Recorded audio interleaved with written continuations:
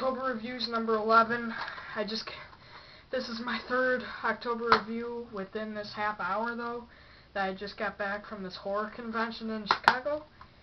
And I met Robert Englund, which was awesome, so I haven't reviewed any Nightmare on Elm Street movies yet. So I thought I would review Freddys Dead, The Final Nightmare. Can't believe I actually met this guy. It was so awesome. I took a picture with him. He's like choking me. So I'm here to focus on Freddys Dead, The Final Nightmare.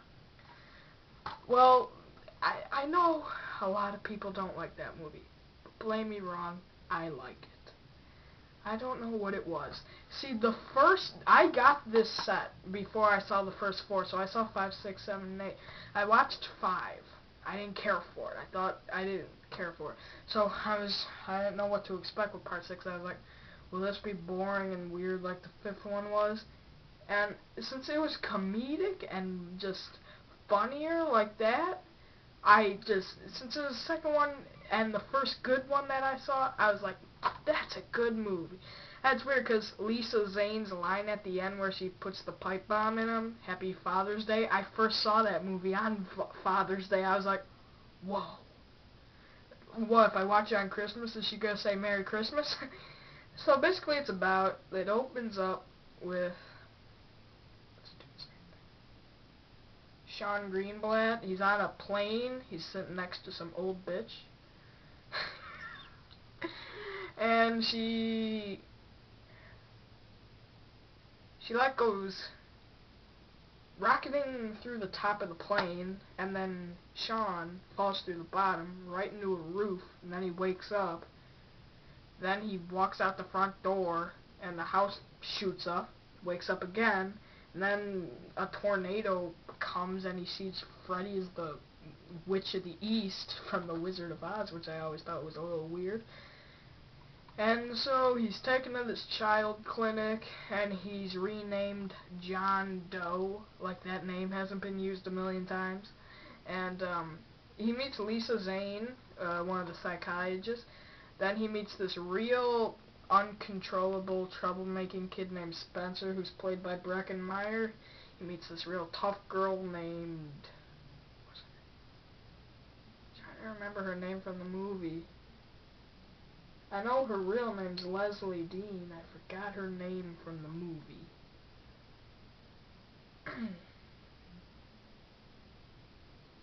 I don't know, just Leslie Dean. And then the other guy is... his name from the movie is Carlos. And, he meets those 3 kids. Carlos, impaired hearing. He has, like, a hearing aid in one ear.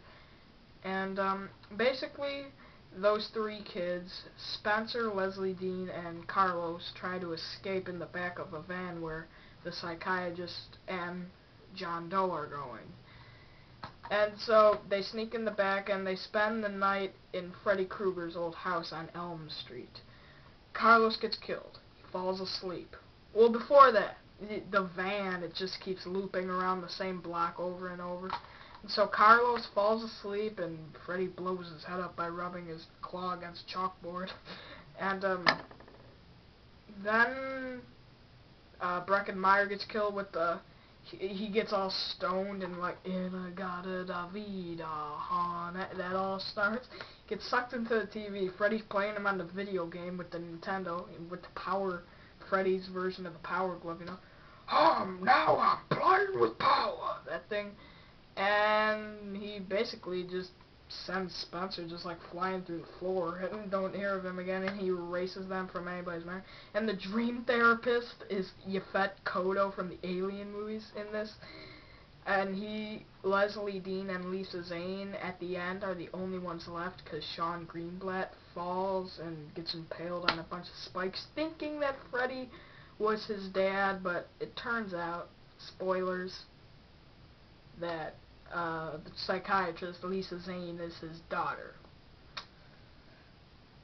Tough luck.